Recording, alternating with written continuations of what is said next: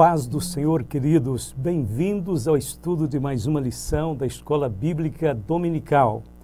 Hoje estudaremos a lição número 7 com o seguinte tema: as naturezas humana e divina de Jesus. Nesta lição veremos a importância de reafirmarmos as naturezas humana e divina de Jesus. No Concílio de Nicéia, 325, foi estabelecida definitivamente a Cristologia e a Trindade no Concílio de Constantinopla, do ano 381. Mas logo surgiram novas especulações em torno da dupla natureza de Cristo. Essas especulações geraram controvérsias que exigiram um novo concílio. E esta foi a principal discussão debatida no Concílio de Calcedônia, 451.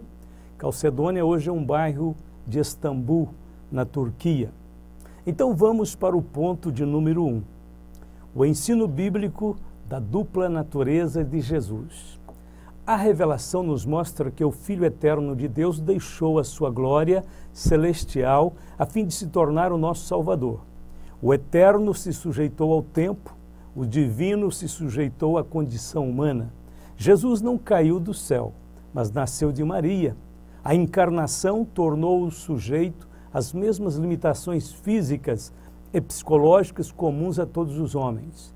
A concepção milagrosa deu-lhe não apenas um corpo humano, mas também uma natureza humana e uma alma racional, e pela encarnação o Filho eterno de Deus assumiu a completa humanidade, sem, contudo, deixar de ser Deus.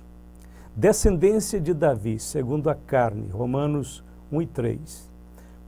Paulo, servo de Jesus Cristo, chamado para apóstolo, separado para o Evangelho de Deus, o qual antes havia prometido pelos seus profetas nas Santas Escrituras acerca de seu filho, que nasceu da descendência de Davi segundo a carne. Paulo deu ênfase ao fato de que Jesus descendia da família de Davi e que era 100% humano.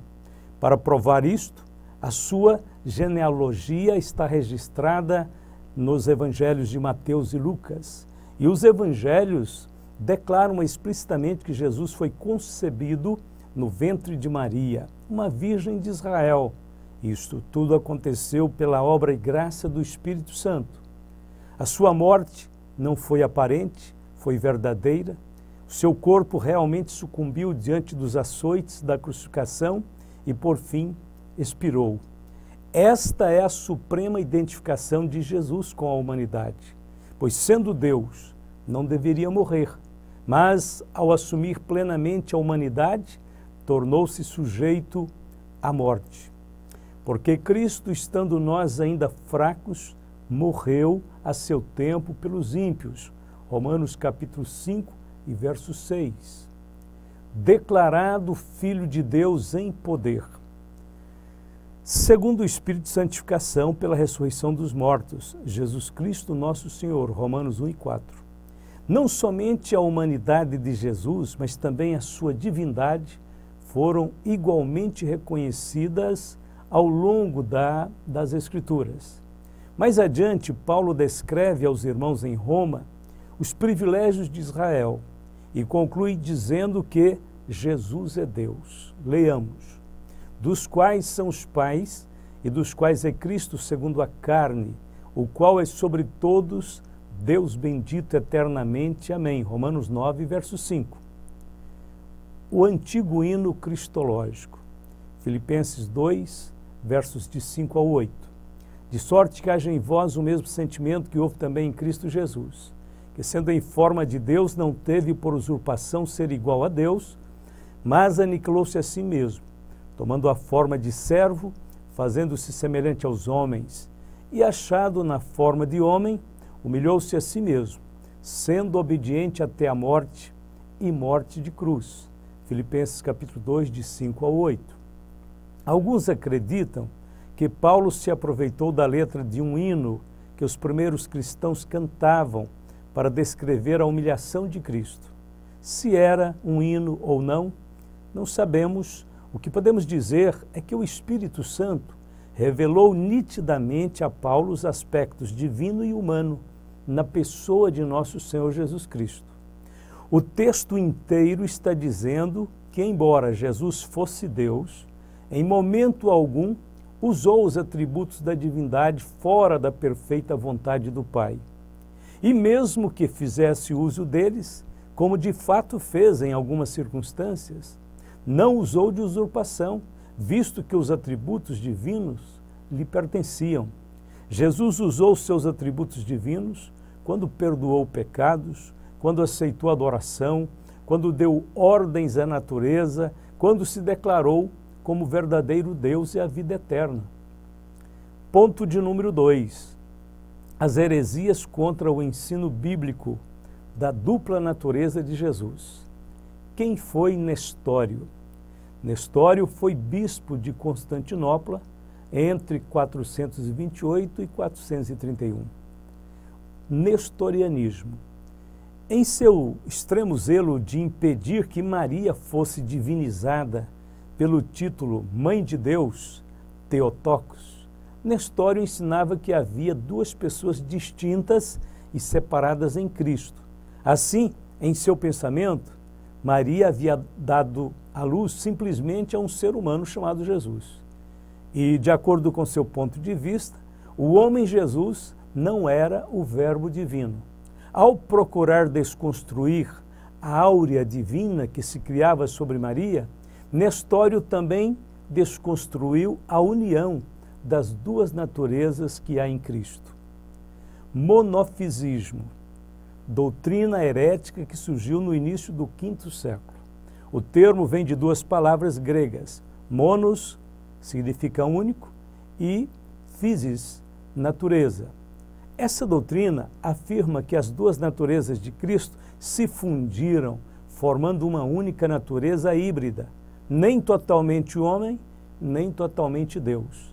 Duas doutrinas desta época podem ser indiscutivelmente chamadas de monofisistas. Primeiro temos o eutiquianismo, que defendia que as naturezas humanas e divinas de Cristo foram fundidas em uma nova e única natureza divina, e que a sua natureza humana havia se dissolvido. A outra é o apolinarianismo, que defendia que Cristo tinha um corpo humano e um princípio de vida humano, mas que o Logos divino, que estava fora do Cristo humano, havia tomado a sua mente. Assim, somente a sua mente era divina. Essas doutrinas, como era de se esperar, foram totalmente rejeitadas no Concílio de Calcedônia, no ano de 451. Vamos ver um pouco sobre o Concílio de Calcedônia. Primeiro, a sua principal contribuição à fé cristã foi a de repudiar as doutrinas monofisistas e nestoriana, e a de estabelecer que as duas naturezas de Cristo permaneciam unidas na mesma pessoa o tempo todo. O concílio explicou que a encarnação não foi uma conversão ou transmutação de Deus em homem e nem de homem em Deus. Foi a união das duas naturezas em uma única pessoa. Vamos ouvir o resumo do Credo de Calcedônia. Leiamos.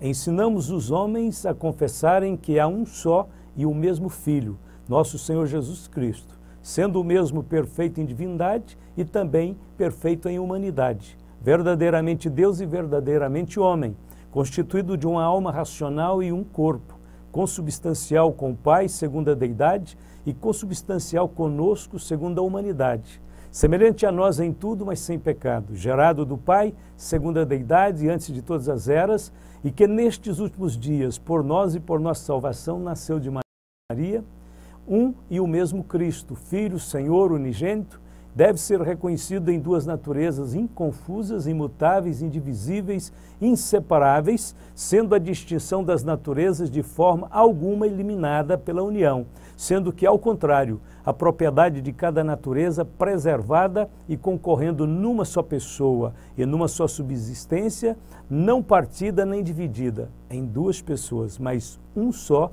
e o mesmo Filho unigênito, Deus, a Palavra, o Senhor Jesus Cristo, como os profetas desde o princípio declararam acerca dele. E o próprio Senhor Jesus Cristo nos ensinou. Então este é o resumo do Credo de Calcedônia. Vamos para o ponto de número 3. O perigo dessas heresias na atualidade. os monofisistas. Quando a doutrina monofisista foi rejeitada juntamente com o nestorianismo, houve uma reação. Jacob Baradeus, que viveu do ano 500 a 578, monge sírio, liderou o grupo monofisista e preservou a tradição sírio-monofisista, conhecida como a tradição jacobita. Ele e seus seguidores rebelaram contra a decisão do Concílio de Calcedônia. Quem são eles hoje? São as igrejas ortodoxas, cóptica, armênia, abissínia e jacobitas. É importante reafirmarmos na revelação de Cristo, conforme está na Bíblia, e não nos conceitos religiosos que tem surgido através dos tempos. Segundo a palavra de Deus, o filho que nasceu de Maria seria chamado de Emanuel, que traduzido significa Deus conosco. Eis que a Virgem conceberá e dará à luz um filho, e ele será chamado pelo nome de Emanuel. Emanuel traduzido é Deus conosco, Mateus 1:23. Conforme o ensino da Bíblia, Jesus foi chamado ao mesmo tempo de homem e Deus, porque há um só mediador, porque há um só Deus e um só mediador entre Deus e os homens, Jesus Cristo homem, 1 Timóteo 2,5. E, aguardando a bem-aventurada esperança e o aparecimento da glória do grande Deus e nosso Senhor Jesus Cristo, Tito 2,13. O kenoticismo. Paulo empregou o verbo grego kenó, que significa esvaziar, quando descreveu a experiência do Filho eterno de Deus por ocasião de sua encarnação. Vamos ler novamente Filipenses 2, versos 5 a 8. De sorte que haja em vós o mesmo sentimento que houve também em Cristo Jesus, que sendo em forma de Deus, não teve por usurpação ser igual a Deus, mas aniquilou-se a si mesmo, tomando a forma de servo, fazendo-se semelhante aos homens. E achado na forma de homem, humilhou-se a si mesmo, sendo obediente até a morte e morte de cruz. Filipenses 2, de 5 a 8. A kenosis de Cristo é uma doutrina perfeitamente bíblica, mas que precisa ser interpretada da forma correta. Eu quero entender aqui que o nosso comentarista da revista, o pastor Ezequiel Soares, grande mestre bíblico a quem admiramos e respeitamos, quero entender que ele está se referindo a uma forma errada de interpretar a kenosis de Cristo. Quando ele menciona a doutrina kenótica, afirma que Jesus, enquanto esteve na terra, esvaziou a si mesmo dos atributos divinos, ele está falando da maneira errada de interpretar essa doutrina. Porque, de fato, em momento algum de sua encarnação, Jesus deixou a sua divindade. Porém, quando diz, o Verbo possuía os atributos divinos, mas escolheu não os usar, e as prerrogativas da deidade foram usadas, mas na submissão do Pai e na direção do Espírito Santo. Nós cremos que aí ele está falando da forma correta, como a doutrina deve ser interpretada. Não é difícil entender que Cristo, ao encarnar-se, se dispôs voluntariamente a ficar temporariamente limitado em muitos sentidos. Cristo nunca deixou de ser onipresente. Porém, durante a sua encarnação, não consta nenhuma vez que ele estivesse presente em mais de um lugar ao mesmo tempo. O Cristo onisciente, por ocasião de sua encarnação, deixou voluntariamente de saber o dia e a hora de sua vinda. Porém, daquele dia e hora ninguém sabe, nem os anjos dos céus, nem o Filho, mas unicamente meu Pai, Mateus 24, 36. Foi fora de tempo, Jesus foi fora de tempo espiar uma figueira para ver se encontrava figos nela. A Bíblia diz assim, vendo de longe uma figueira que tinha folhas, foi ver se nela acharia alguma coisa. E chegando a ela, não achou senão folhas, porque não era tempo de figos, Marcos 11, 13. Claro está que ele não exerceu aqui a sua onisciência, porque por ela ele poderia saber nitidamente cada detalhe a respeito daquela figueira sem aproximar dela. Como também ele fez uso deste conhecimento da sua onisciência quando ele reconheceu o Natanael, que estava debaixo de uma outra figueira e que ele disse que era um israelita em que não havia dolo. Jesus descreve detalhes que faz ele ficar espantado e ele se converte a Cristo. Ali estava Cristo fazendo uso da sua onisciência. Ele podia, de fato, dizer detalhes e pormenores de qualquer coisa, de qualquer conhecimento. Mas Jesus também fez perguntas. Nós sabemos que algumas vezes existem passagens onde Jesus está fazendo perguntas retóricas, apenas com a finalidade de reforçar algum ensinamento, como em Mateus 22, de 41 a 45. Contudo, há outras passagens em que Jesus faz uma pergunta sincera, em busca de informações as quais ele parece que não possuía. Um exemplo claro foi o caso do garoto acometido de um espírito de surdez e mudez, onde Jesus pergunta ao pai dele: há quanto tempo isso lhe sucede? Mateus 9, 20 a 21. Há nesta passagem uma clara alusão que Jesus, em sua humanidade, não tinha tal informação e julgava útil e necessária para prover a restauração daquele garoto.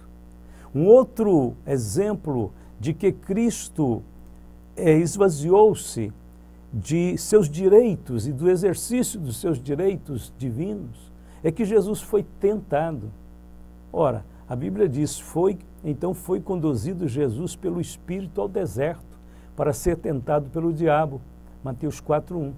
Como entender a tentação de Cristo? Se a Bíblia diz que Deus não pode ser tentado, conforme lemos, ninguém sendo tentado diga, de Deus sou tentado, porque Deus não pode ser tentado pelo mal e a ninguém tenta, Tiago 1,13. Nós só podemos entender que Cristo foi tentado se aceitarmos o fato da kenosis de Cristo, do esvaziamento de Cristo. Quando Paulo usa a expressão sendo em forma de Deus, ele se refere à essência divina imutável que Cristo possuía e nunca abriu mão dela. Se durante a sua encarnação Cristo decidisse exercer os seus atributos divinos, como de fato exerceu em alguns momentos, isto não seria nenhuma usurpação, visto que ele era o verdadeiro Deus. Quando Paulo fala que Jesus esvaziou-se a si mesmo e de sua posição de igualdade com o Pai, assumindo a forma de servo, Jesus esvazia-se não da natureza divina, mas somente do direito de exercer alguns atributos temporariamente segundo a vontade do Pai. Jesus se submeteu dispensacionalmente ao Pai e ao Espírito Santo no período da encarnação. Manteve todos os seus atributos divinos, mas se submeteu voluntária e humildemente ao Pai, não fazendo uso deles a qualquer momento, a não ser que fosse esta a vontade específica daquele que o enviou. Também deve ficar claro que Jesus não era, em algumas ocasiões, humano e noutras divino. E nem mesmo que ele fosse uma terceira natureza resultante da fusão das duas. Não, seus atos sempre foram humanos e divinos ao mesmo tempo.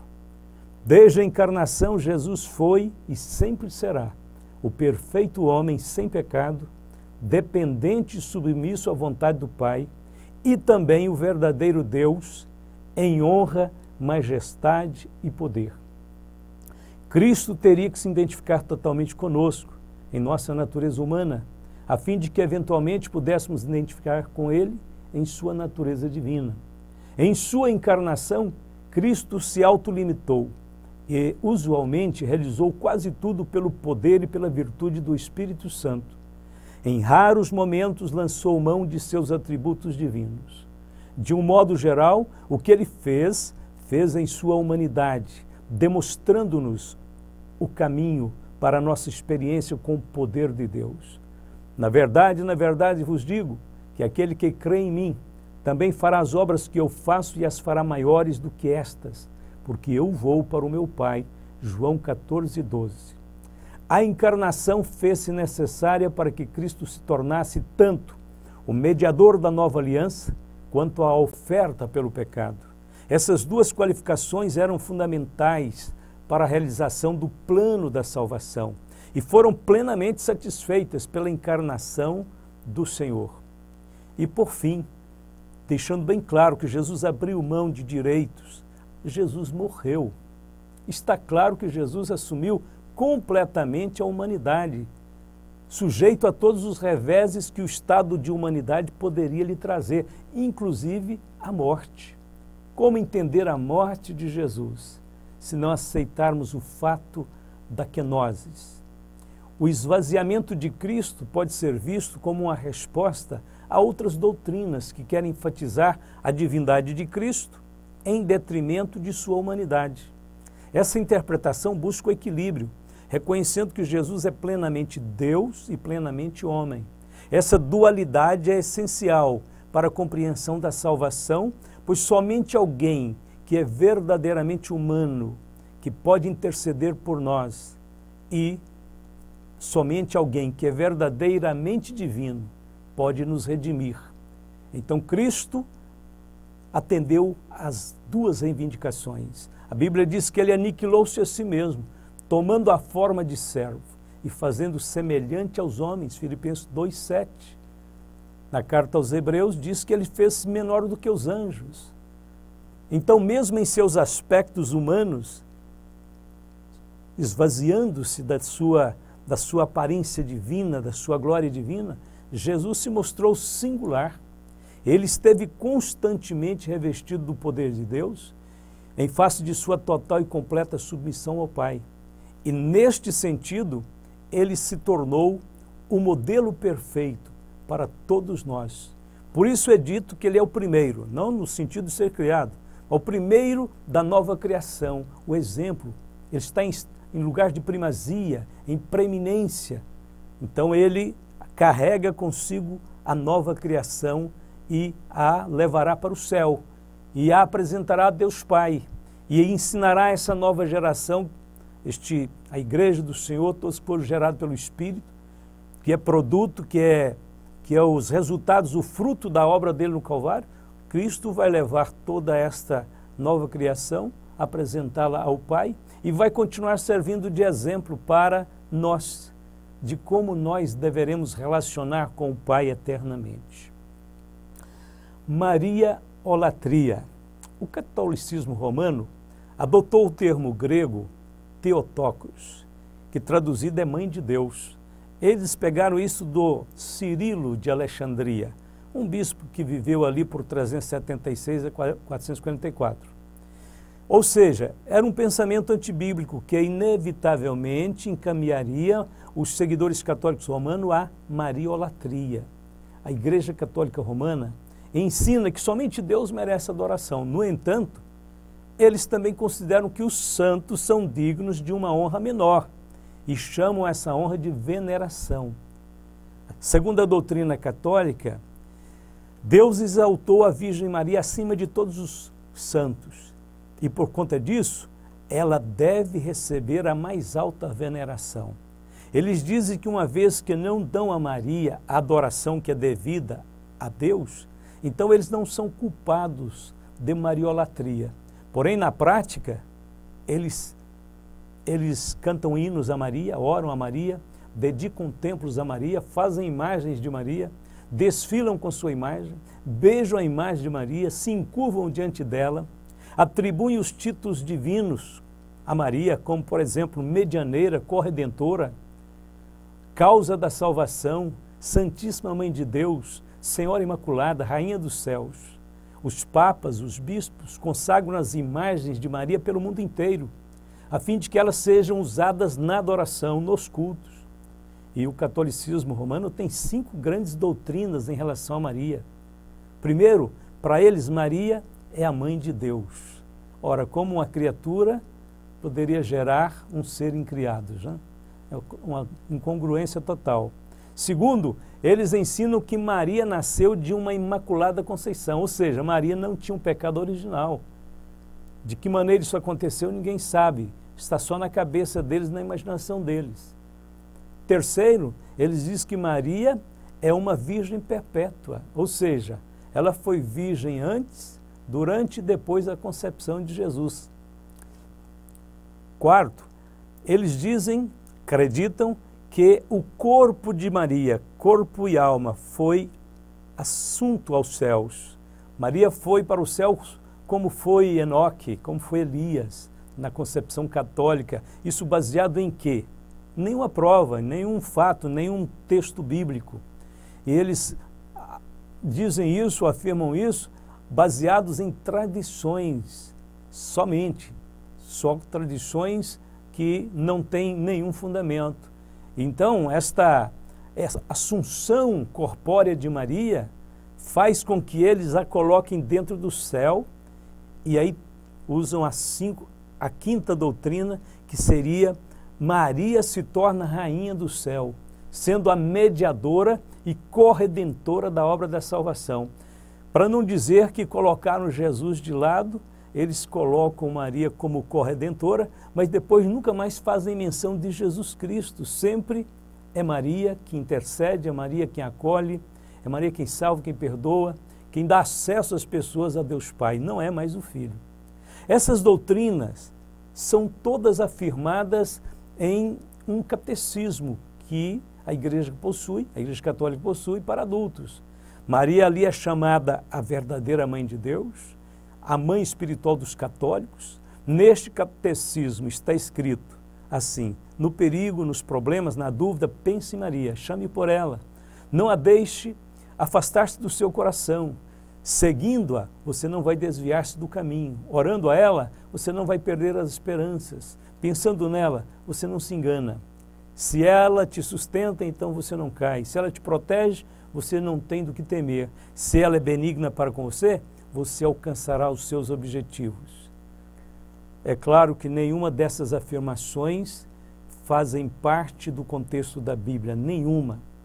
A mariolatria católica é uma terrível heresia, impregnada na mente de milhares de pessoas e que não tem fundamento bíblico, que destitui Jesus Cristo, que morreu por nós, da sua posição de Salvador, da sua posição de intercessor, de sacerdote eterno. Isto é muito terrível. É uma doutrina, faz do catolicismo uma seita das mais perversas possíveis.